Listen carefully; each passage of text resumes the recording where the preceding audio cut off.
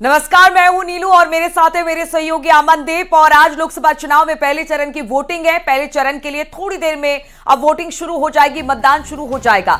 उत्तर प्रदेश की 8 सीटों पर शुरू होगी वोटिंग। उत्तराखंड की सभी 5 सीटों पर आज मतदान होना है। प्रशासन ने इसके लिए पूरी तैयारी कर ली है। अब जनता की बारी है और हम तो यही कहेंगे कि आप बढ़ चढ़कर हिस्सा लीजिए मतदान की प्रक्रिया में। आज जरूर अपने घरों से निकलिए, जब भी वक्त मिले अपना मतदान जरूर कीजिए। तो आज उत्तर प्रदेश की 8 और उत्तराखंड की 5 विधानसभा पर माफ कीजिएगा लोकसभा सीटों पर वोटिंग हो रही है। और आप निकलिए, अपने मतदान का प्रयोग करिए और अपने आसपास के लोगों से भी कहिए कि बढ़ चढ़कर वो इस मतदान में हिस्सा ले। तो उत्तर प्रदेश की 8 सीटें और साथ ही उत्तराखंड की 5 सीटों पर मतदान होगा। थोड़ी ही देर में मतदान की शुरुआत हो जाएगी और आपको वो सीटें भी हम बता रहे हैं जहां जहां पर आज वोटिंग होनी है। सहारनपुर, कैराना, मुजफ्फरनगर, बिजनौर, नगीना, पीलीभीत, रामपुर, ये वो सीटें हैं। मुरादाबाद जहां उत्तर प्रदेश में वोटिंग होनी है। और इसके अलावा उत्तराखंड की भी सभी 5 सीटें जहां पर आज मतदान होगा।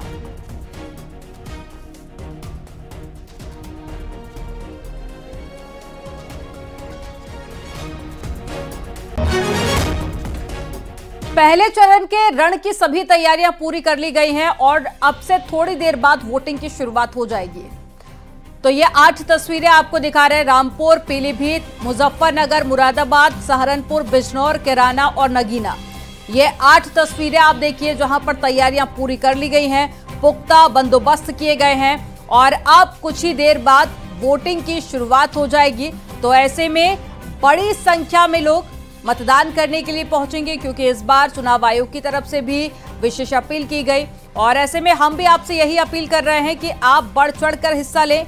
ये लोकतंत्र का महापर्व है और ऐसे में पहले मतदान करें और उसके बाद ही जलपान करें। तो मुख्यमंत्री योगी आदित्यनाथ ने भी एक ट्वीट कर कहा है अपनी जनता से कि आप घरों से निकलिए, मतदान करिए। कुछ देर में मतदान शुरू हो जाएगा। हम ये जो तस्वीरें आपको दिखा रहे हैं, जो 8 सीटें हैं वहां पर जहां पर आज मतदान होना है और इस चरण में कई दिग्गजों की किस्मत भी दांव पर है। मुजफ्फरनगर की बात की जाए तो यहां पर संजीव बालियान, पीलीभीत में जितिन प्रसाद, सहारनपुर में इमरान मसूद की किस्मत दांव पर लगी हुई है। वो तमाम दिग्गज हैं जो आज अपनी किस्मत आजमाएंगे, जिनकी किस्मत जनता के हाथों में होगी। तो आपको मतदान करना जरूरी है। कुछ देर में मतदान शुरू हो जाएगा। रामपुर, पीलीभीत, सहारनपुर, बिजनौर, मुजफ्फरनगर, मुरादाबाद, कैराना, नगीना, ये वो तमाम सीटें हैं जहां पर कई दिग्गज आज अपनी किस्मत दांव पर लगा रहे हैं। जनता के हाथों में उनकी किस्मत है। आज ईवीएम में उनकी किस्मत बंद हो जाएगी और अब से कुछ देर में मतदान शुरू हो जाएगा। तो आज हम आपको बता दें कि पूरे देश में आज 102 सीटें हैं जहां पर मतदान होना है, जिसमें उत्तर प्रदेश की 8 और उत्तराखंड की 5 सीटें शामिल हैं।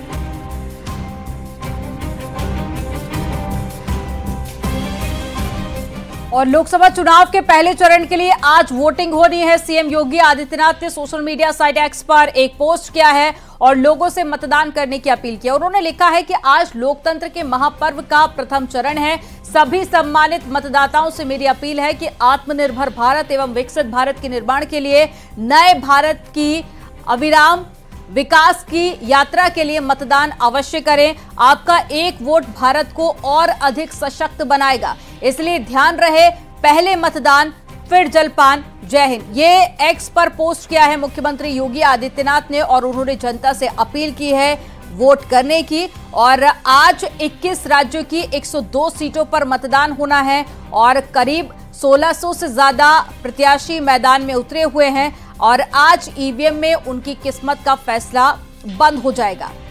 तो एक तरफ तैयारियां पूरी कर ली गई हैं और सुबह 7 बजे से वोटिंग की शुरुआत होगी जो कि शाम 6 बजे तक चलेगी।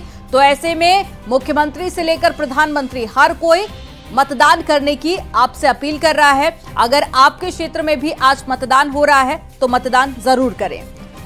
तो हम आपको बता दें कि उत्तर प्रदेश, उत्तराखंड 13 ऐसे सीटें, 102 रिपोर्टर हमारे हैं अलग अलग जगहों से और वो लगातार आपको अपडेट करते रहेंगे कि क्या कुछ वहां पर मतदान किस तरह से है, मतदान की तैयारी कैसी है और मतदान को लेकर किस तरह से वहां पर रुझान देखने को मिल रहा है।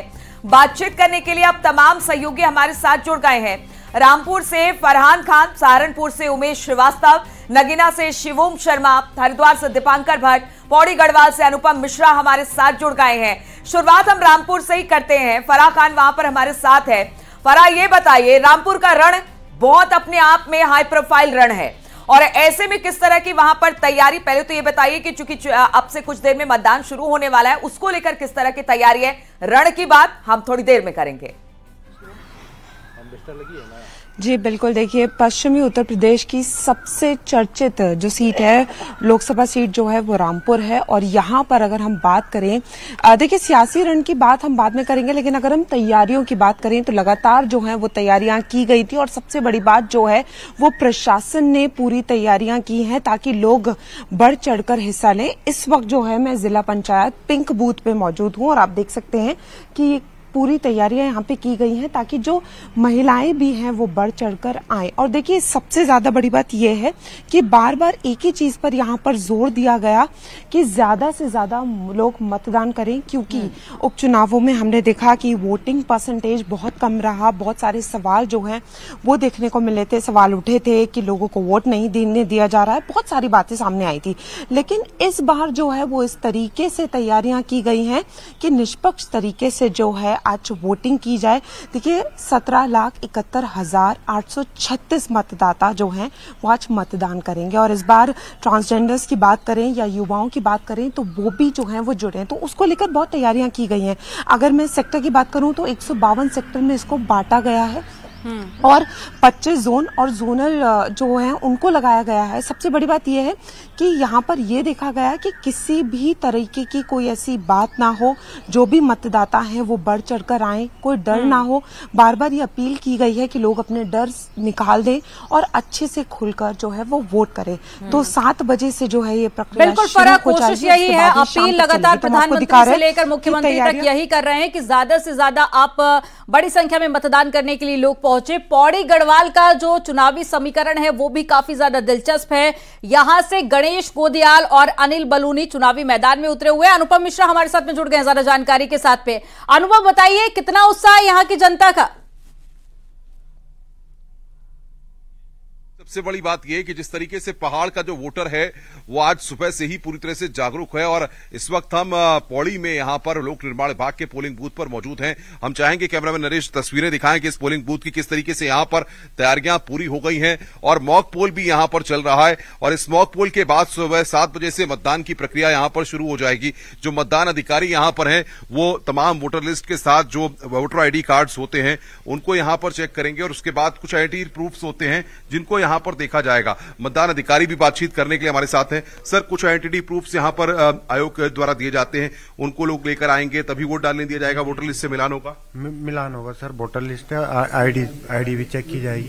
कौन कौन से आइडेंटिटी प्रूफ्स लाने होंगे उनको? 12 वो हैं, 12 वो हैं, आधार कार्ड है, वोटर आईडी है और मनरेगा जॉब कार्ड है और बैंक पासबुक है, ऐसे 12। देखिए मतदान अधिकारी भी यहाँ पर फाइनल देखिए, ये पर्चियां देखिए मिलान हो रहा है। सर ये किस तरीके से हो रहा है ये पर्चियों का मिलान, जरा बताइए। सर आप बताओ। सर अभी नहीं, अभी फिलहाल अभी नहीं।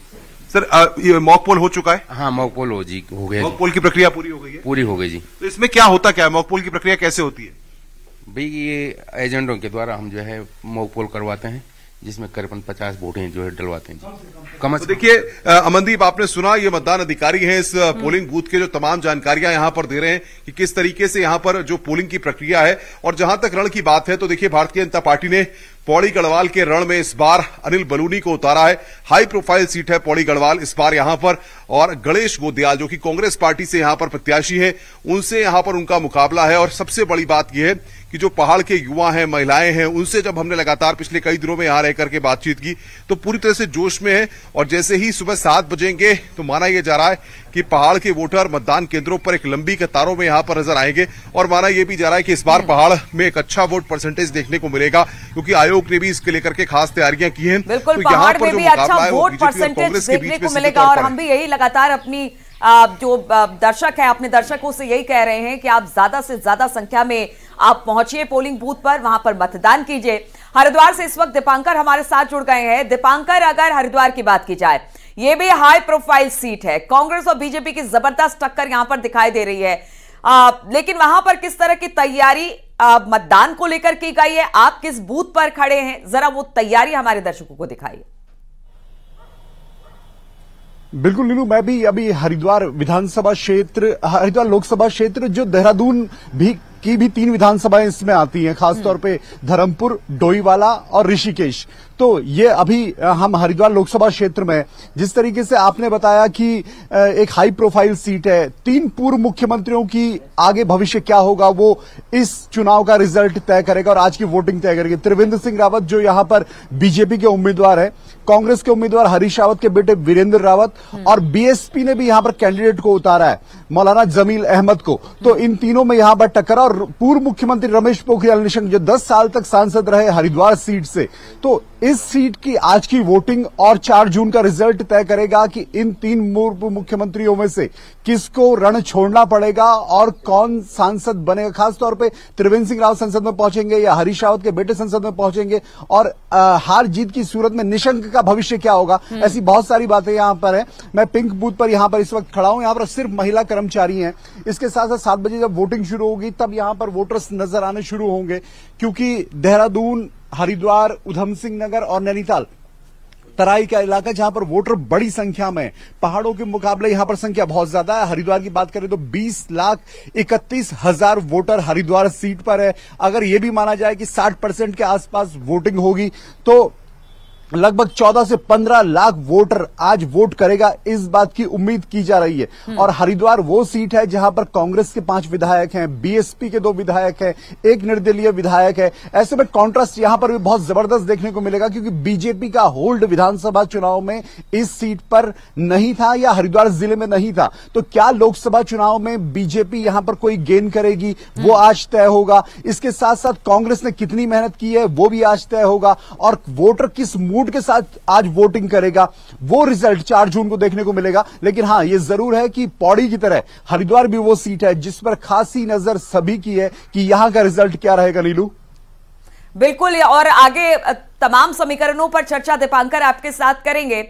नगीना से शिवोम भी हमारे साथ जुड़ गए हैं और शिवोम का रुख कर लेते हैं। शिवोम, इस बार नगीना का मुकाबला काफी ज्यादा दिलचस्प रहने वाला है। चंद्रशेखर आजाद भी इस चुनाव से ताल ठोक रहे हैं। अब बताइए, लोगों में उत्साह तो काफी ज्यादा देखा गया जनसभा के दौरान में, लेकिन आज बूथों पर क्या तैयारियां हैं और किस तरह की तस्वीरें आपके आसपास?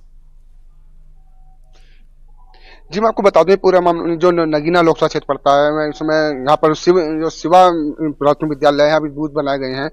यहाँ जो बात की जाए, यहाँ पर जो टोटल मतदाता हैं 16,38,329 मतदाता हैं जो अपने मत का प्रयोग करेंगे। ये लोकतंत्र का पर्व मनाएंगे, जिसको लेकर यहाँ पर जो महिला मतदाता है वो 7,68,000 महिला मतदाता हैं। और बात की जाए थर्ड जेंडर की, वो लगभग 62 थर्ड जेंडर मतदाता हैं जो अपने मत का प्रयोग करेंगे। और 6 प्रत्याशी यहाँ मैदान में जुटे हुए हैं, और जिसमें भाजपा से ओम कुमार विधायक हैं, उन्हें मैदान में उतारा गया है। वहीं समाजवादी से जो पूर्व जज हैं मनोज कुमार वो मैदान में हैं, और वहीं जो बसपा से हैं वो सुरेंद्र कुमार ये मैदान में हैं। और वहीं जो एएसपी जो आजाद समाज पार्टी जो चंद्रशेखर आजाद भी हैं अपने निर्दलीय रूप से ताल ठोक रहे हैं। टोटल मिलाकर 6 प्रत्याशी अपने मैदान में अपनी भाग्य का आजमाने में जुटे हैं। अब जो यहाँ की जो जनता है, अब किसका फैसला उनका भाग्य कैद हो जाएगा, और शाम 6 बजे तक। और फिलहाल जो वोटरों में उत्साह देखने को मिल रहा है, मॉक पोल कर दिया गया है और यहाँ पर आना जाना आवाजाही शुरू हो गई है वोटरों की, और काफी उत्साह देखने को मिल रहा है। और जो बात की जाए सुरक्षा व्यवस्था की, सुरक्षा व्यवस्था में चाक चौबंद व्यवस्था की गई है। वहां पर जैसे आप बता रहे हैं कि सुरक्षा व्यवस्था भी चाक चौबंद है, वहां पर वोटर आने भी शुरू हो गए हैं। क्या अगर पॉसिबल हो तो आप पीछे की तस्वीर हम हमारे दर्शकों को दिखाएंगे कि किस तरह की तैयारी है, आप किस बूथ पर खड़े हैं, कुछ दिखा पाएंगे तो दिखाइए हमारे दर्शकों को। जी, मैं इस समय जो बूथ से थोड़ा सा साइड से खड़ा हुआ हूँ, जो दिखाना असंभव हो सकता है, ताकि कोई सहयोगी नहीं है फिलहाल, जो मैं ही खुद अपने कवरेज अपने द्वारा कर रहा हूँ, तो जिससे यहाँ दिखाना असंभव है थोड़ा। ठीक है शिवम, लेकिन यहाँ पर अगर लड़ाई की बात की जाए, कांग्रेस, बीजेपी और फिर हम आपको बता दें समाजवादी पार्टी या बीएसपी, कहां कौन से जो प्रत्याशी हैं किस तरह से फाइट यहां पर दे रहे हैं इस सीट पर? बात की जाए, भाजपा ने पूरी यहाँ ताल ठोकी थी। यहाँ पे बड़े बड़े स्टार प्रचारकों ने, यहाँ पर जो योगी आदित्यनाथ ने भी यहाँ 2 बार आ चुके हैं, जेपी नड्डा यहाँ पर आ चुके हैं, अपील करने की है। तो वहीं मायावती के जो भतीजे हैं आकाश आनंद ने भी यहाँ पर जो बसपा के समर्थन में यहाँ अपील करी थी, वोट की अपील की थी।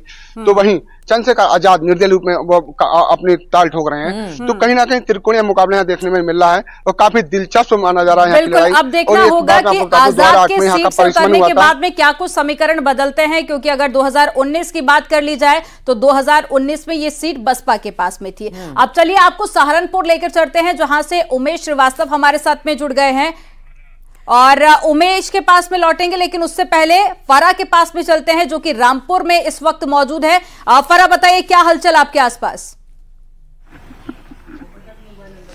जी बिल्कुल, जैसे मैंने आपको बताया कि इस वक्त मैं जो हूँ जिला पंचायत पिंक पोलिंग बूथ पर हूँ और यहाँ आप देख सकती हैं कि तमाम तैयारियां हो गई हैं। और इस बार का जो हम कह सकते हैं कि चुनाव वो इसलिए भी खास हो जाता है क्योंकि पहली बार ऐसा हो रहा है कि ना तो नवाब खानदान से कोई आमने सामने है और ना ही आजम खान के परिवार से कोई है। और उपचुनावों में हमने देखा था कि बहुत ज्यादा सवाल उठे थे वोटिंग परसेंटेज को, वोटिंग को लेकर, प्रशासन को लेकर कई सवाल उठे थे। तो उसके जो है यहाँ पर पूरी तैयारी कर दी है। लेकिन सबसे खास बात जहां पर मैं अभी मौजूद हूँ, ये पिंक पोलिंग बूथ बनाया गया है महिलाओं के लिए, ताकि महिला वोटर भी जो है वो बढ़ चढ़कर हिस्सा ले। और देखिए जिस तरीके से बार बार जोर दिया जा रहा है वो इसी बात पे दिया जा रहा है कि मतदाता यहाँ पर आए, अच्छे से जो है वो मतदान करें ताकि वोटिंग परसेंटेज बढ़े और लोगों के मन में जो डर है, जो भय है, उसको निकालने के लिए भी बहुत ज्यादा अपील की गई थी। देखिए यहाँ पर जो है 25 जोनल मजिस्ट्रेट को जो है तैनात किया गया है, 152 सेक्टर्स में बांटा गया है, बहुत ज्यादा पुलिसकर्मी जो हैं वो तैनात हैं, ड्रोन से लगातार निगरानी की जा रही है और ये बार बार लोगों को समझाया गया है कि जो हुआ है, जो भी मन में डर है उसको निकालें। लेकिन अगर अब हम मतदान की बात करें, वोटिंग की बात करें, तो देखिए 7 बजे से जो है यहाँ पर लोग आना शुरू हो जाएंगे। पूरी तरीके से तैयारियां हो गई हैं और बार बार जो सबसे बड़ी चीज है वो यही है कि जो 6 प्रत्याशी आज हैं उनका फैसला कहीं ना कहीं आज हो जाएगा। जो उनकी किस्मत है वो कैद हो जाएगी, फिर वो 7 जून को जो है वो पता लगेगा। लेकिन अगर इस बार थोड़ा सा हम अगर सियासत को देखें कि जो 5 दशकों की जो सियासत है, जो आजम खान, क्योंकि देखिए बहुत मशहूर है रामपुरी चाकू, अब कहीं ना कहीं ये देखने को मिल रहा है कि जो आजम खान की सियासत है वो कहीं ना कहीं खुद रामपुर की जो हम चाकू की बात करते हैं उसकी नोक पर है। क्योंकि यहाँ पर जो है वो धीरे धीरे वो सिनेरियो देखने को, वो चेंजेस देखने को मिले। जिस तरह से आप कह रही थी कि रामपुर में कहीं ना कहीं जो आजम खान है उनकी साख जो है वो दाव पर है। लेकिन इस बार हमने रामपुर में देखा था कि किस तरह से बार बार कैंडिडेट बदले गए, कहा गया कि ये इनकी पसंद है, ये इनकी पसंद है, तमाम तरह की बातें हुई। लेकिन जाकर कहीं एसपी ने अपना एक उम्मीदवार घोषित किया। तो यहां पर फाइट तो टफ है। बीजेपी भी पूरी तरह से जो एक कह सकते हैं कि वर्चस्व रहा है आजम खान का, उसको खत्म करने की कोशिश कर रही है। तो आजम खान भी पूरे दमखम के साथ अपने उम्मीदवार को उतार कर, या एसपी अपने उम्मीदवार को उतार कर ये दिखाना चाह रही है कि अभी भी आजम खान का दबदबा इस क्षेत्र पर है।